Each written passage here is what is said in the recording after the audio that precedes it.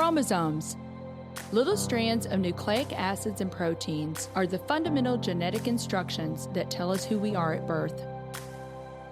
Most people are born with 46 chromosomes, but each year in the United States, about 6,000 people are born with an extra chromosome, making them a person with Down syndrome. If you've ever encountered someone with Down syndrome, you know that they are some of the kindest, most joyful people you will ever meet. They truly have something extra. My name is Lisa Nichols, and I have spent the last 24 years as both the CEO of Technology Partners and as the mother to Allie. Allie has something extra in every sense of the word. I have been blessed to be by her side as she impacts everyone she meets. Through these two important roles as CEO and mother to Allie, I have witnessed countless life lessons that have fundamentally changed the way I look at the world. While you may not have an extra chromosome, every leader has something extra that defines who you are. Join me as I explore the something extra in leaders from all walks of life and discover how that difference in each of them has made a difference in their companies, their families, their communities, and in themselves. I'm excited to welcome Dr. John Townsend to the show. Dr. Townsend is a New York Times bestselling author, business consultant, leadership coach, and psychologist. He has written over 30 books, selling 10 million copies, including the Boundaries series and his newest book, Leading from Your Gut, released summer of 2018. He is also the founder of the Townsend Institute for Leadership and Counseling and the Townsend Leadership Program. I am so excited today to have my friend and one of my favorite psychologists and authors and business consultants and leadership coaches, Dr. John Townsend, with us. Good to be here, Lisa. Welcome to St. Louis. Thank you. I was thinking about just all the things that we could be talking about, and there are so many different subjects. As I was traveling today, I was thinking, maybe I'll just bring my top 5 challenges. But you want this to be a work session? Yeah, that's what I was thinking. No, let's go on and get started. I want you to tell us a little bit about your background, about your family, just how you got from here to there and what you're doing today. Sure. I'm originally from North Carolina, and then I moved west to go to seminary. I was at Dallas Seminary, graduated from there. I was going to be a missionary, and then things got changed in my life through a lot of processes of growth and being around some Yoda figures, and I decided I'm going to be a shrink. So then I had to go to California to go to Biola, Rosemead School of Psychology, Los Angeles, to get the doctorate. And it's there where I met my wife, Barbie, and we've been in California many years, raised the kids there. And about 25 years ago, I got into leadership, where I found out that all the principles I've been writing about with the books and boundaries and all that, they also applied to organizations, leaders, CEOs, small business owners. And so then I've been working pretty much with leaders ever since then. Barbie and I have 2 sons, Ricky and Benny. They are out of the house and making their own way now and successful and all that fun stuff. That feels good, doesn't it? Yes, it does. To have done that. Well, there's empty nest. And then there's off the payroll. Right. And I really like the other part. You really like that one. That's great. Well, talk to me specifically, because I know that you have said that your mom and dad really, there were 4 of you guys, right? And they really equipped you for life. Mm-hmm. So talk about what that means, and that I think might be helpful to our listening audience. Yeah, to talk about great leadership training, Lisa, since so much of what I study in leaders is their insides, their character. Like, skills are great, but you got to have the character. I think my parents raised 4 people who were pretty nice people. I mean, I have to ask my sisters about that. They're all people who have great relationships, and they're finding their passions. And I think my parents kind of had a laboratory that did that. And when you look at what are called the meta-studies of what creates a good person, they do these longitudinal meta-studies from like birth to like 7 years old to find out what are the best parents. There's always 2 factors that come in. Always, it comes down to 2 factors in all the meta-studies. And one is warmth, to be emotionally warmth and kind and affectionate and all that. And the second one is appropriate structure, discipline, boundaries, and this sort of thing. And that creates, if the family is like an oven to create a thing called an adult, That's what creates great adults, and I think my parents did a really good job of that. They were really models for me. That's wonderful.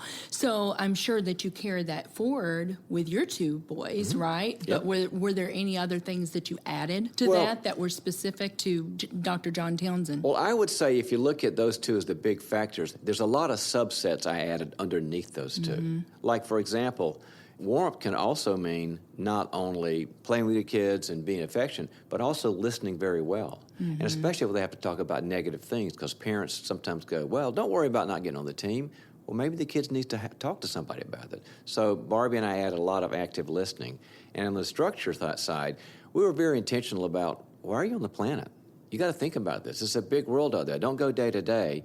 And so what's your purpose? What are your talents? What's your big picture? So we kind of push them with the purpose idea. So today you do a lot of business consulting and leadership coaching for leaders, correct? So how did you kind of get into that? Can you give a particular story or? The book, I was writing a lot of books with Henry Cloud, about parenting and relationships and personal growth. If you went to the Barnes & Noble, we were all over the self-help world, right? But then leaders started coming and saying, I like your stuff, but you don't have anything for me. And I'd say, what do you mean I don't have anything for you? You say, well, look, I've got a decent marriage. My kids are okay. I don't have kids on drugs, and I'm not depressed. So you got nothing from me. And I went, yeah, you're right. So I kind of took a page out of Jim Collins's Good to Great, and I started thinking, okay, how can I apply what I've learned so much about in the science and the technology of what makes a great human being and apply it to organizations and leaderships?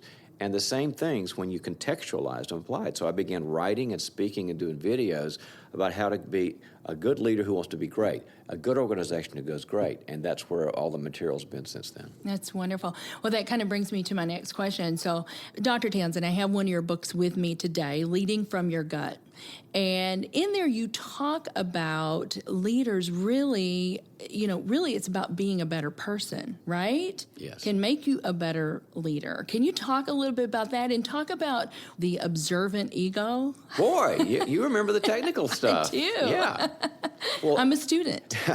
Have you ever been around a person who was not aware of the train wrecks they cause in their life? And, there's people around them, there's these bodies and these carcasses, and they're going, what went wrong? They have no observing ego. Right. We're supposed to be able to scrutinize ourselves and say, the team meeting just happened. How did I do? Could I have done something better? So a good leader has a very strong observing ego. They're always sort of like managing, how's my impact on my company for good or for worse. Right. That's how they change. The book came from all my studies in the brain and how it comes down to two things, Lisa, that make great leaders. One is that we have to be rational, understand objective reality, numbers, KPIs, EBITDA. You've got to understand that and to be a logical, rational person. But it doesn't stop there because we have not only what's called a left brain, we have a right brain. And that's that intuitive, creative, passionate part. And leaders tend to kind of spend more time on the rational, objective part, which you kind of have to. But the book's about how the great leaders, the historical leaders, are really good with ration and logic and numbers, but really good with people skills and emotions as well. And that's why I talk about in the book, don't go into leadership with half a brain. Go in with a whole brain. Go in there with a whole brain. That's wonderful. Well, can you dig into that? Because it's almost like self-awareness too, Yes. right? So there are some specific things that you look at. You look at how you are, affecting other people. Can you talk, if someone was trying to develop that skill more, what would you tell them? And what are some of the things that they could do to really develop that First skill? and foremost, number two is not even close, is you've got to get around some honest people and say, Great advice. I'm not sure what my impact is on the company, and don't give me smoke and mirrors and tell me I'm the next whoever. Tell me really how I'm doing, and if we walk out of the room and you've told me nothing but how great I am, this doesn't work. I need that piece that says, sometimes you don't listen, or sometimes you make excuses, or sometimes you get sort of too hard on people, or sometimes you're chaotic and you're not really structured. And so get around somebody who can give you that feedback in a nice way, but direct, and that will, more than anything else I could say on this podcast, Lisa, that will build up an observing ego in you, because you begin listening to it and going, I didn't see that. You're right. I see that. And it's building up memories in your brain that when that person leaves, you're doing that function for yourself. You become a self-scrutinizing person if you're around other scrutinizing people. I do believe that is so important, Dr. Townsend, and I kind of call it your blind spots. It is your blind spots. We have blind spots, don't we? And we don't even realize maybe how we're coming across to other people or how we're affecting other people with our words. Does that resonate with you? I mean, I think we have blind spots, and we need those As people. a psychologist, when a board asks me to come in and work with a leader, the first thing I'll do is I'll find out how self-aware they are. And the ones that are saying, well, everything's great, people are marvelous, I'll kind of go, is there anything else? And if they don't, I know they have blind spots they're not looking at. And it's so important. It can actually, and you don't want to be negative, but you do want to be realistic, Lisa. It can tank your career and your company if you don't handle attitude problems and that behavior problems. Blind spots are a big deal. My theory about this is that if you look at the abbreviation for blind spots, it's BS, and you don't want BS in your company. So That's right. So to have these people that are going to speak truth into your life like this requires some humility, doesn't it, on the leader's part? And sometimes, it doesn't probably always feel good when somebody says, hey, this is a way that you come across. You come across brazen or whatever the case may be, but it requires humility on the leader's part. Yeah, and I don't go for my physical with my doctor to feel good either. But I know if I don't, there's going to be bad things happening. Right. I'll feel really bad. So it's kind of the surgery of growth. Mature people, let me just kind of make it harder. It's not even where you're aware of them saying things to you. We have to seek them out. We have to find out who is honest and perceptive and cares about me in the company, who will shoot straight with me. We have to find them and vet them. We don't kind of wait for it to come. The great ones are always saying, hey, how am I doing? Tell me, shoot straight with me. There's a great statement about the last 10% where they say, don't leave a meeting until somebody's had that last 10% of what really is the problem here. Is there any problem? It might be a small thing like the drapes are wrong or maybe whatever. It could be a big thing like there was an elephant in the rug and nobody talked about it. That's what the great leaders do. Yeah, I love that. So there is a story I remember years ago sitting under your tutelage, and there is a story that I have never forgotten, and I'll be 90 years old, hopefully, and still haven't forgotten this particular story. But you were talking about sometimes that there's people in your life. It can be a child, it can be a family member, it can be an employee, and that person is really struggling. And so just talk about, it's the well story. And I want you to tell our listening audience the well story. Well, yeah, I remember when I was speaking and you and I were talking, and I think you told me you were impacted. It was really, really fun. The gist of it, Lisa, is that my family and like a lot of people have other favorite families love to do stuff with, just people you get along with, and the kids like each other and all that. So we would go on vacations together. It's several families like this. And just a great time. And one of the gals, not my kids, but somebody else's kids, she came up to me. She said, I need to talk to you. And I said, sure, what's going on? She goes, well, I got some problems. I said, I'm sorry. So what are they? She says, well, I'm a senior in college with no job prospects. I'm a communications major, and it's kind of hard to get a job. And I'm going to be on the street in 5 months. I'm kind of panicked. I said, I'm really sorry. That's hard. She goes, well, there's something else. I said, what's the something else? She says, Spencer and I broke up. And I said, oh, my gosh, I love Spencer. We took him out to dinner. We loved the guy. We thought he was the one. I can't believe this. Our favorite guy. What happened? She goes, well, long story. It's over.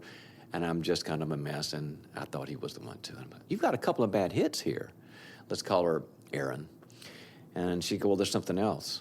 And I said, what else? And she says, I'm not even sure what my purpose in life is anymore. I don't even know where I belong. And I said, okay, I'm really sorry. I said, I love you, known you all your life. What can I do to help? And she says, fix my mother. And Lisa, I thought, how do we get from life problems to fix my mother? I said, what? She goes, well, let me tell you what happens. Whenever I tell her about this, she looks at me and she goes, you're a strong person, and you're going to make it, and go for it. And then she looks at me, and I said, that's kind of lame. She goes, I know, it's really lame, and so I ignore her. I said, okay, I got it. So how's your dad doing? Oh, Dad and I talk all the time. I said, okay, it's not a parent problem. I'm doing my psychologist hat, right? Okay, it's a mom problem. So I grab Mom, and when you're ever doing these talks, you got to be private. And you're on vacation with somebody, it's one of three places. It's either the backyard where the swing is, where you can be alone, or the third bedroom upstairs where you're by yourself, or the kitchen where everybody's eating. I thought about it. We went to the backyard with the swing. I said, we got to talk about your daughter. And she said, yeah, what's up? I said, well, she's got job problems and boyfriend problems and purpose problems. And she goes, I know. And I said, and she says that when she tells you about it, that you tell her that she's strong and smart and she'll make it. She goes, I know. And I said, and she tells me that it doesn't help her. She goes, I know. I'll never forget. She goes, fix my daughter. Okay, so now I'm stuck in a two places. Right. So I said, what do I have to fix? She goes, well, I have the talent and gift for encouragement and advice, and I'm a good encouraging advisor. I said, you're great. She goes, so fix her so she can take these nuggets of advice and encouragement and put them in, you're a brain guy, put them in her brain with a hammer so that she feels better. It doesn't quite work like that. And she goes, what do you mean? I said, well, let me use a metaphor. Your daughter fell down a well, a 40-foot well, and it's dark and damp, and it's the well of no boyfriend and no job and no purpose, and it's awful and sad, and she's overwhelmed, and she's in a bad place, and she's at the bottom as well, doesn't even know what to do. And you lean over at the top of the well because you love her, and you're a leader, and you're a mom, and you look down at her, and where you are, the sun is shining, and, the birds are chirping and all this, and you lean over and say, honey, you're smart, and you're a good person, you'll make it. Come on up, like Bob Barker, come on up. And she doesn't.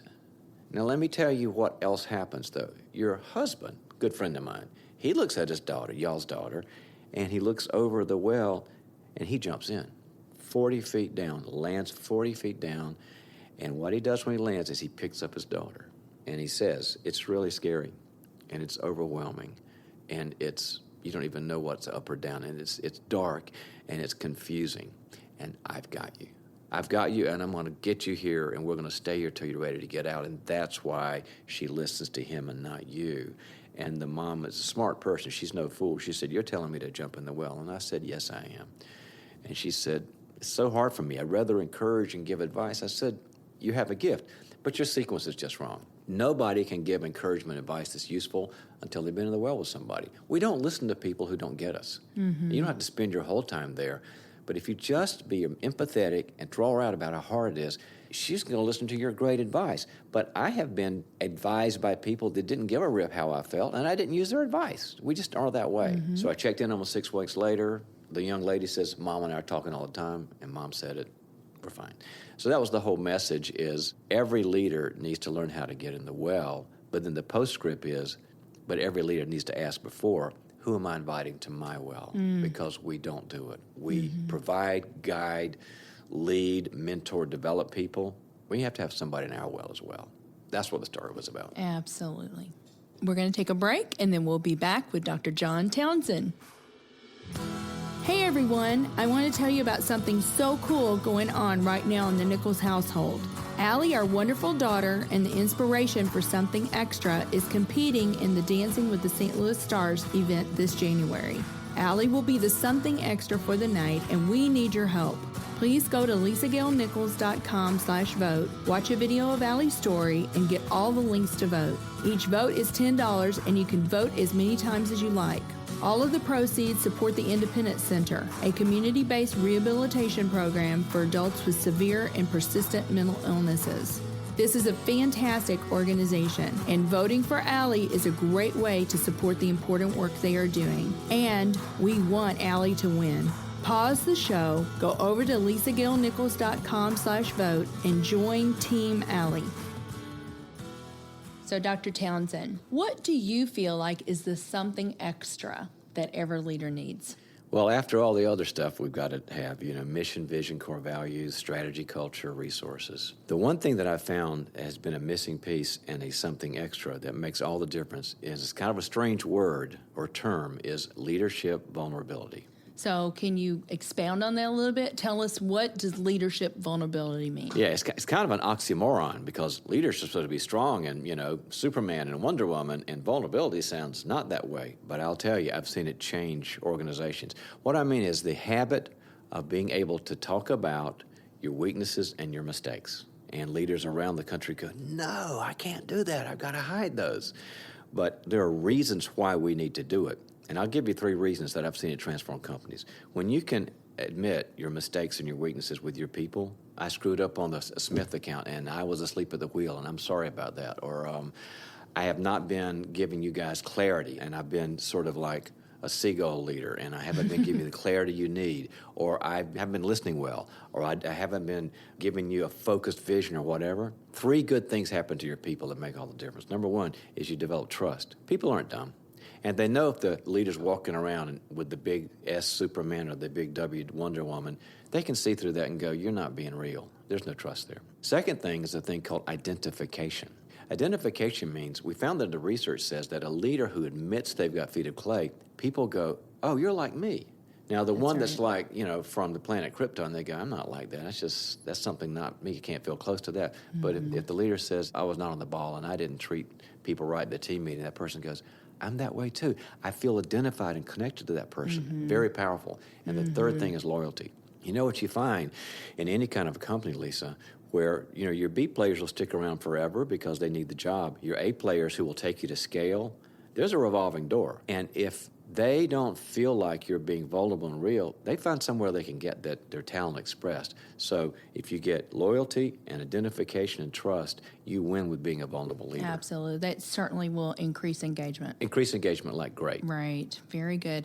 So let's take the antithesis of that. Do you have a story of where that vulnerability was missing? And I do. Can you talk to us about that? Yeah, it's a really good story. And I love your concept of something extra because we all need to know, hey, what other nugget can I put in my leadership hat here? So I love how you position this. I was working with a company, an investment company. They were doing very well. They're managing probably $4 or $5 billion worth of assets, and really good people. I mean, hardworking, strategic, smart, knew what they were, subject matter experts, but they weren't engaged with each other. They kind of went into their own office and got on their desktop and did their stuff, and they come out for a coffee break and say hi and go bang. Like basically a siloed company. Right. That's what I was going to say, siloed. And the leader, though, the CEO, I've been coaching with him for a couple of years, and he knew that there was more to life, and he kept saying, I'm not optimizing my company. I want you to take what we're talking about in our problem into bring it to my company and consult with us because we're doing well, but we're not optimized. I said, sure. So I worked it out with him that they had a team meeting. I met with them for a while and got to know them, and then we had a team meeting, and he got up, and I'll never forget it. He said, I've created this company, years ago, and I love working with you guys. You're a great mission, but let me tell you on a deeper level why I'm really here. He said, I came from a family that was intact and nice people, but they weren't engaged on a vulnerable level, and they didn't really talk about real things to each other, about where you're struggling and where things are hard. And we didn't talk about that. It was just mainly do well in school, be a nice person, do well in sports. And that was fine, but I really had this vacuum. And then he said, that's why I created you guys, because I needed another family where I could be real with each other. I wanted what I didn't get in my family. And got kind of emotional about how much he worked on this business and how successful it was. He said, but we're not there yet. And I've never told you how I felt about this and how important you are to me. You're very important to me, and I just kind of wanted to open up to you a bit. Could have heard a pin drop. Flat organization, maybe 18 people. So then I'm the facilitator, and I said, okay, I think Joe said some things that are very important for you guys you've never heard before. What did you guys think? Lisa, you wouldn't have believed it. A gal stood up, and she was crying. She said, well, you're the family I've never had. And another guy stood up and said, I've always thought I had to have it together, and I'm so afraid of you guys because y'all are so smart, and y'all all went and got your MBAs at Wharton, and I didn't. And I think I need to let you know that I'm intimidated you. I don't want to get to know you better. And person after person said, we're going to be a family. Incredible. And guess what happened to performance? Went up the roof. Because now you had that something extra of their vulnerability, the leader that cascaded down into a tribe. It was wonderful. I love that. Well, you know what? And I was just thinking about this, John, as you were telling that story. This is why leadership is so important. And the people that are entrusted to you, I mean, you are a steward of those people. And I'm just thinking you have the opportunity to influence people, certainly for the business, for the better. But I bet you every one of those people went home and they were better leaders in their families because of what they're learning. That was what we got from the field study after that. Everyone I went home and said, I've always thought that I had to have my act together and not model anything that was negative at all, and I have not let you guys get to know me. And mom said that to dads, and dads said that to moms and said to the kids, and people just went, I feel better now. We're now normal. So it cascaded from the business life into the personal life. Into the personal life, yeah. And I mean, that is just divine purpose, really, for a leader. The funny thing, Lisa, is people always think I'll be rejected. You're going to shame me. You're going to see me in a negative light. And if somebody's crazy or judgmental, well, yeah, maybe so, but they're just jerks. But most of the people around you will go, thank you. I feel the same way, too, and it brings people closer to you. It doesn't make them go away. Right. It's a relationship builder, really. I really love that. Thank you so much for sharing that story. So let's talk about real quickly, before the podcast ends, I want you to tell our listeners and our listening audience, you have so many awesome things going on, and I just want you to tell them some of those things and how they can get plugged in if they're interested. Absolutely. Well, on a easy plug-in level, we've got now the TPRAT, Townsend Personal Relational Assessment Tool. If you like Enneagram or Myers-Briggs or Strength Finders, I love all that stuff. We now have a way to measure how you're doing personally, how you're doing in your ability to bond and connect with people, and how good are your boundaries. I wrote a bunch of books about boundaries, blah, blah, blah. Right. And so you just go to the website and go to the TPRAT. And we also have the Townsend Leadership Program, Lisa. We're having a good time with that. You're familiar with Vistage and these other groups that do a lot of training in small groups, peer level around the country. Well, we have our own where we have directors all around the country, and people come in for 1 day a month, an intensive day for a year at a time, and with one of the directors that I personally trained, and they learn SWOT analysis, stretch goals. We do groups to help them learn about their EQ and their emotional intelligence, strategy, vision casting, homework assignments, very confidential because leaders need a place to go where they can take the leadership hat off. Right. We're growing very quickly and got lots and lots of places around the country people can go to. Yeah, how many different cities are you doing that in right now? Gosh, as of this recording, we're, I think, in maybe 25 or so. So That's it's getting there. wonderful. Great. And so I'm sure they can find out more about that at your website. Yep. Right? drtownsend.com. drtownsend.com. Okay. Is there anything else? I mean, you got the... Oh, there's a bunch. Yeah. Lisa, you're giving me that I know something look. All right. Yes, there's a lot. We're really excited about our new online master's degree program, the Townsend Institute of Leadership and Counseling, fully online, and you can get one of any 3 masters within a year if it's a leadership thing. A master's in organizational leadership, or a master's in executive coaching and consulting, or a master's in counseling if you like the counseling piece. And so people are getting really good jobs from it, and it's reasonably priced. You can do it at your home, but we're finding really good results because it's based on not only my material in my books, but also neuropsychology. And also I've got people coming in who are our fellows that we recruit who've been there and done that. Like, for example, I've got Greg Brenneman, who's the guy that was CEO of United and Continental for the merge. People like that who have done great things that you kind of want to aspire to. He gives you his secrets. Oh, that's wonderful. The Institute's really exciting for us. That is wonderful. And I know that you've said that you even dig into Drucker, Yep. and, some of those the Moses things. of management. There you go. Yeah, we draw from a lot of people as well as my material, and also the neuroscience. We're finding out that you motivate and inspire people if you know what the neuroscience says about how to get their brains engaged. We train you in that. Well, I may be signing up next week. Oh, you'll be our top student. All right. Well, Dr. Townsend, thank you. This has just been such a pleasure. I'm so excited for our listeners to get to know you, and I just know that your insights are going to be incredibly valuable to our listening audience. It's great, Lisa. Thank you.